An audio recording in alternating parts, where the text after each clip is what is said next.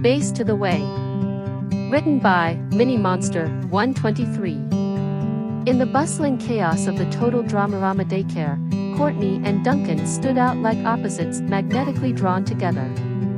She, with her organized binders and color-coded schedules, he, with his devil-may-care attitude and knack for mischief. They were, quite predictably, always at odds. It started one sunny afternoon during an epic finger-painting debacle. Courtney, meticulously crafting a rainbow masterpiece, found herself suddenly splattered with blue paint courtesy of Duncan's wild brushstrokes. She glared daggers at him, ready to unleash her perfectly articulated wrath. But Duncan, surprising even himself, offered a sheepish grin and a muttered apology.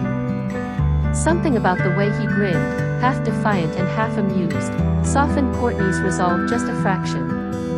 And so began their peculiar dance of arguments and reconciliations.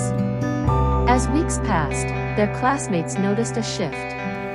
Duncan, often the instigator of playground chaos, began saving the last cookie for Courtney or sharing his crayons without a word. Courtney, in turn, started laughing at his jokes instead of scolding him. They were becoming friends, though neither would admit it aloud.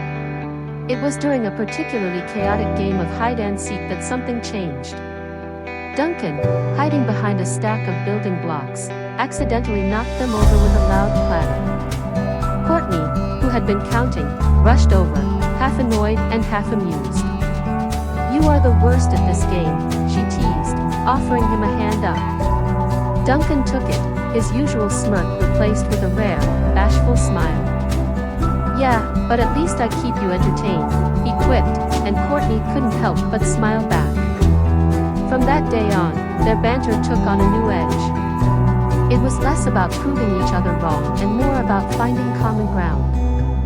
They shared snacks during nap time, whispered secrets during story hour, and occasionally snuck off to the arts corner to plot outlandish pranks.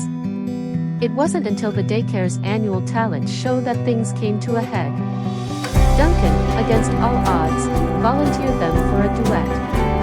Courtney protested vehemently, but when the music started and Duncan began to sing, surprisingly on key, she found herself joining in. Their performance, a chaotic mix of Duncan's guitar strumming and Courtney's hesitant harmonizing, was met with applause and laughter.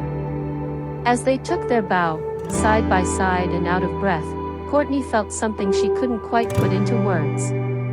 Later that evening, as they cleaned up together, Duncan dared to ask what she thought of their performance. Courtney, cheeks slightly pink, shrugged nonchalantly. "It wasn't terrible," she admitted, eyes avoiding his. Duncan grinned, a wide, genuine grin that Courtney had never seen before. "Hey, coming from you, that's practically a standing ovation," he teased. And just like that, amidst the crayon chaos and snack time skirmishes, Courtney and Duncan found themselves falling into a rhythm that felt surprisingly right. Because sometimes, in the unlikeliest of places and with the most unexpected people, the base way to someone's heart isn't through grand gestures or perfectly planned moments. It's through shared laughter, subtle kindnesses, and finding common ground in the chaos of daycare adventures. And so, Courtney and Duncan learned that even rivals can become friends, and sometimes, even more.